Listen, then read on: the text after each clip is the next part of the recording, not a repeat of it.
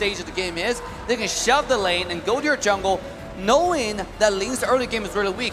On top of that, Win on the Kufra is not going to be that tanky at all in the early game as well. Yeah, you might have a knock-up, yes, you might have the bouncing ball, but either way, it's going to be kind of squishy, right? You have a carry that can shred your tank. At the same time, we have such strong early game, the Grok and Lilia. Absolutely, and I think that, oh boy, I personally think that when we're looking at the comps, there's so much all-ins that need to happen from both sides. Like the Kufra forces your opponents to all-in you, and if Kufra goes in, everybody has to jump in at the same time. There's no backing out. It is all commitment. The only people who can technically, quote-unquote, retreat from the battle is Melissa and the Assassins. Those are the only three. So we'll have to see here, ladies and gentlemen.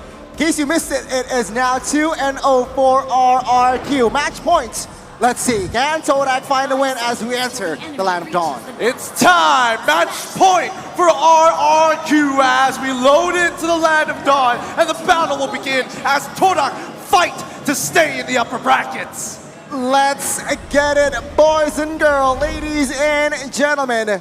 Match point once again for RRQ. Now, pathing, Albert will start in the purple buff, but Rival will start in the orange buff. Now, the rotation, they will meet top side. Look at Grok actually starting off, checking his own jungle a little bit, right? Not really going to the mid lane, just going for the standard wave block. At the bottom side, R7 again asserting dominance over Momo, just showing that I can rotate earlier, I can rotate faster, I can open up the map just a little bit better. And Win and Yomsky just in the mid lane, trading love with each other. Very, very nice, really nice, peaceful early game. By the way, this game very differently from previous matches. Previous matches we've seen, both teams like to play really aggressive, full dive calm. But this game, even though we have Ling, the Kufra, the Yuzhong coming on from RRQ, but you still have the Eve and Beatrix. A little bit standard 5-on-5 team fight. Absolutely. And I think, you know, wait, Vin, is he going to find the catch? It's just onto Yumski. He's got the power of nature, so he's not too worried about it overall. But I will say that, you know, these late matches, I feel like RRQ can technically force priority if they want to. It's not like they're completely out of options, right, Gani? Yeah, I mean, they have to, at least, I guess, I mean, wait level 4 minimum, right? I mean, and Kufra, the Eve as well, but top bot side here, this might be where the action will start, 2v2, but I guess Ling will not commit to bot side just yet.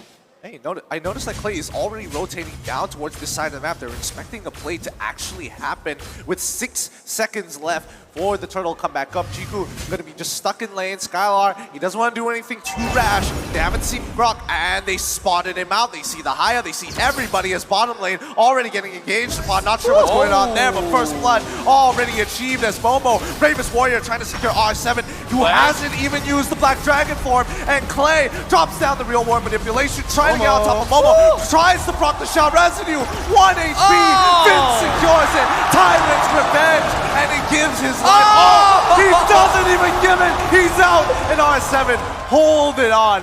Wow, what a play coming off from RRQ. What a trade, what an exchange, and now it seems like Albert, with that space created bot side, he is now going to commit on towards the first turtle. Yoongsuke and Moon trying to deny, trying to give information, and yeah, I guess, and wait, the turtle has been resetted. Yep, they're jumping on it. Rival steals it away at the very last second. Momo missing his flicker to land the stun. R7 gets to walk away for free. Amazing steal, this precision from Rival was just so on point, and now 3 minutes item checks. What's going on there, Dave? Now, more than the item talk, I want to talk about the early game rotation there, right? You see the Eve rotate to the bottom side, and you see both support staying in mid, getting level 4, and that's standard practice. Whoa. But before that, look at the top side. Oh no! He finds 3, real one manipulation comes down, Finn finally dies, but the damage has been done. Albert gets a jump on the Chiku free, but with nothing left, even Skylar trying to green out for that kill, but no, it's Albert's day today. You stay in lane. Oh, the reinforcements from Albert is just nasty. Again, the timing from RRQ just to set it up. It was looking good for TODAK for a second, but now it seems like Rival trying to catch play.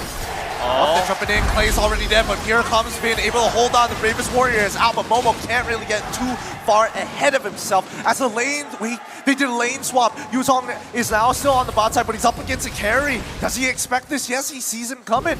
The kill is probably not going to go through, but R7 is going for a full commitment, and now with a shot residue, it's enough! R7 solos Jiku, guys, by himself, and now Moon is caught out of position. Yumski finds the kill to get the trade, but Moon, with his all the black shoes, still has enough rival. Not even going to go for the OK shadow kill on this. They back off. A bold move, a bold rotation, but offside, take a look at this. Bravest Warrior once again. The bouncing ball's annoying, but he secures the kill onto Skylar. Both EXP laners, my God, they are not backing down from a fight. A 2v1 and catches Skylar. What the heck is he on? And now RRQ, they are still ahead slightly. What do you think, Dave? I mean, looking at this game, there are too many highlights, right? We have a support diff coming out from Win right now with the engages. But at the same time, the EX feeling, like you said, they just popped off on both sides. R7 as well as Momo is absolutely destroying this game, but Lane comes in! Elver! He's trying to cancel it. Momo has to use the Bravest Warrior to get on out of there. Here we go. Shadow kill has been used, but Rival cannot get out! The bouncing ball right on top of him! RRQ continue to get kills! That's... He's in trouble here. R7 is going to petrify again! R7 does not miss! My goodness, RRQ and both TODAK, they are expanding, evolving towards the mid-game. And now take a look at RRQ trying to grab the inner turret top side. RRQ, they were ahead 1,000 gold 2 minutes ago, and look at where they are now. Almost 4,000, and TODAK, what can they do? I mean, TODAK at this point, they gotta find a silent pick, right? Yuzong is gonna be harder to kill, but on the other side, RRQ is always ganging up, growing up 3-4 people together. Skylar has a lot of protection always. Now look at it again, top side. They find it, Momo not having a chance to breathe, and even losing out on his ult. There's just too much that RRQ is doing correct with 4K lead, and now they're continuing to press their advantage. Finn, look for the engage. Oh, Runa was getting hit by the black shoes, but it doesn't matter. They jump on in, but R7 with his flank in the background forces Chiku guys to get on out of there. Finn with a great setup, but it doesn't matter as they don't capitalize on any kills, but RRQ still making the statement, this is our turf. Crucial kill though from TODAK, collected. Albert gets taken down finally, and now with this momentum, TODAK might be able to grab a couple of turrets, especially bot side. Now TODAK have equalized here slightly, finding compensation with the last turtle that is about to spawn. I feel like they might be able to have the space. That's Tito. RRQ will not let this last turtle really. The win condition for TODAK is carries farm, right? As long as this guy gets really farm, get a win of nature, doesn't die from Albert's engage in one shot, this guy gonna shred over the HP. We've seen how big of a monster Benny QT was yesterday, and now carry is being taken out for the first time in this series. Finally not banned and finally got taken out. It's showing its important significance in the current meta. It just have to go with a really good engage like Grok. The wombo combo was a carry's damage, but this skill have to take a little bit longer. Is Win gonna give Carry the room to do that? Right? We've seen how this guy engages. When he finds the opportunity, he not only engages on one person, he engages on the entire team. I mean, that's crazy. Again, RRQ, they are now taking advantage. Vin trying to poke out and zone the TODAK members away as the last turtle will fall to the hands of RRQ. And TODAK trying to grab what they can top side. They try to push and again poke the turrets. Tier 1. Will they force a fight here from RRQ? They are establishing a good setup, but it seems like they haven't found the right engage. Haven't done too much just yet, but the purple buff once again, rival. It's gonna be a struggle. He's a level down, and he's gonna continue to. Wait, hold up, Moonski. He finds the wild charges. He flickers in forward. Momo as well. Engaging, finds two. Now with a second already, the damage has been dealt. Finn could not protect his teammates in time. Just a millisecond off. instincts, the concealed play, the initiation was just so on point. And TODAK, I love it. Even though they're behind, they're just so proactive trying to look for pickoffs. Let's see though, with 5v4, 5v3, can they take the mid side? Let's take a look. Win has the most assists in the M series with 490 assists. Woo! Oh my goodness, next with 380. Now you know who's the first and second. It makes sense, but now the battle is begun. Oh, Chico guy's already getting chomped out by Renner. He's gonna get chased by R7 in the middle of the real one manipulation. Rival is trying his best with the opening shadow kill, but it's too late. The damage has been done. Moon cannot escape it. RRQ find a beautiful fight by the purple buff. And it was a slight overcommitment move from the side of TODAK. They want the purple buff. They force themselves onto it. It's a good execution, but a better defense. RRQ saved their resource for the right timing, and Rival and Moon went down, and that is more than enough for RRQ to establish a better setup for this next Lord, the first Lord. Just to play the devil's advocate here, even though when you're behind, we've seen when a team is behind like 5,000 gold, if they're able to find those decisive engages, they can always turn it around, especially with number advantage. You saw the Grok with the concealed mass play on the bottom side of the wall charge. I feel like what TODAK need to do right now is find more of those plays, catch Clay and Skylar. That might be the opening window for them to have a comeback, have a chance in this game. But at the same time, again, it comes down to which tank finds a more decisive engages. Is Wen gonna give them the chance? We shall find out in this lore fight. Well, let's see. As they set themselves up this time, RRQ is going to back off as they focus on pushing out those waves, making sure that TODAK reveal themselves before they commit to anything else. Yeah, I mean, both Roamers, you're right, Assassin Dave. Both Roamers has a similar jobs here. Trying to find the right engage, trying to find the right target as well, and that's not easy. Well, positioning-wise, RRQ, Clay and Skylar, they need to be in right in the back, right? Probably with no vision and whatnot, but let's see here, this setup. TODAK, they're ready for a plank? Flank, perhaps? I mean, just look at the movement from RRQ. They're just going from bush to bush, slowly wrapping around. They're realizing that TODAK may be on the top side of the map. And notice, even TODAK members, right? They don't want to waste too much time. Momo has to clear that bottom wave, and now it is about to begin. This is the moment that they've been waiting for here. Yuzong waiting in Pixel Brush down on the bottom side of the map, but RRQ is going to slowly chip this away. Can they find the angle? Finn, he sees the Hayabusa. He's not going to be able to get in the middle of this, and that means RRQ secure the Lord without any contestation at all. Great read from RRQ. TODAK a little bit late to the party there, a little bit, again, hesitating to just face check, to find vision, and that, I feel like that's the Roamer's fault, but item check, what's going on there? They're missing the ferocity they had before with the Grok engages, right? With the mask play. I feel like they need to do that more decisively. Here we go, the mask. Oh no, the Black Shoes is already popped. Moon is running in the middle of the fight to try and support Yumski. And yes, it works out. Momo buys the space that they were looking for. And that's the pickoff that they were looking for. Real nice, especially when you're from behind. I mean, you gotta trust the carry damage at this point. That's why the mask play with Grok is so important. And that's why also Kaja Chow works so well with carry. Because you grab somebody, you initiate on somebody, that person is gone. Right? With Grok the same way, you just have to play decisive with your ultimate. And you've seen that twice now from TODAK. Can they pull it off again? Here comes a lore defense. We're waiting for the mask, I guess, from Yumski. I mean, especially Carry just picked up his DHS. The damage is going to be nasty, especially on towards R7 and Vin. The tank units from RRQ will just be melted down by Chiku, guys. Combined with, like you said, with the wild charge, with the, 1.5 stun, that's just nasty, and it's going to be a secure kill. But bot side, Albert poking around towards Momo, not finding the right ultimate, not finding the right skills perhaps, so he does not commit. Now, it's just a reset. Waiting for on the next Lord. Still though, RRQ leading with the map control and as well as let's see. The conceal play on this side. Yumski spots them out, and now he's trying to get on out of there. No power of nature. He's locked in for death. RRQ take away the spearhead of TODAK. He was in a no man's land and punished immediately by RRQ.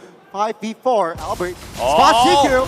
Oh, Albert forced to use his ult pretty early on, but you guys in trouble. Has to figure out of there before the real world manipulation R7? gets him. R7 looking to cut him off at the intersection. He's not petrified and dead. RRQ continue to put wounds. Moon is trying his best to trade against R7, but really doesn't matter. Sidesteps the Renner's apathy and now ends up dying to Skylar as well. Momo now in trouble, jumping in for the sins of his brother, has to go in all in. Hayabusa at the backline. Unfortunately, RNG is not his favorite. The shadow kill does not connect enough. RRQ have won on every single front, and now it is just the price that TODAK has to pay. Rival, now you see him, now you don't, and it seems like Albert with the Tempest Blade, he wants Yusuke, will not be able to catch him just yet, as the baser topside will definitely fall, but man, RRQ stepping on the gas, and just one by one, TODAK gets demolished. The decisive party always eat the food, right? You have to go there and get in line early, and that's what Win did. The mass play coming out from RRQ was beautiful. At this point, Skylar is online as well. The SMG damage with the items is absolutely insane. You saw how fast Grok just disappeared from the map. Now the Lord being taken out for RRQ. This is their game to lose at this point. The end is nigh here, boys and girls. The end is nigh with a 6.7k lead for RRQ, looking to continue to dominate even the items. It is starting to be very clear that RRQ is in the driver's seat. Oof, with Haas Claws on a Beatrix, so extra lifesteal. Perhaps Skylar would want that. But take a look at carry. I mean, main core items and perhaps last defense immortal. If they are able to defend this one, which I'm quite sure they are still able to, realizing that they have the Lilia and carry, RRQ, they need to think and just pick their battles. I don't know. Look at all those dives coming out from Albert, coming from R7. The synchronization on those two is insane. Right? Oh man, I don't know. Today is a special day. Is it a blood moon? No, it's just Albert's birthday. And now RRQ are in tip-top form with the Luminous Lord walking down on that top side. TODAK have very little opportunities here, but the defense needs to come through. Sacrifice, cut your losses wherever you can. You need to hold on for dear life. Albert already at half HP. The Luminous Lord is on top of it. Chico guys has to clear it up, and Albert himself is able to find a kill on towards Rival in the 1v1. And now, even the mid inhibitor is already gonna fall on through Yumski with the Nature's Barrier, trying to slow this down as much as he can, but it's not looking good. Another inhibitor will fall. Skylar having no issues with these objectives as Albert and Vin looking for opportunities. Nature's Barrier once again. R7 looking for the engages, but doesn't find anybody just yet with no waves. They are forced to back up, but Vin finds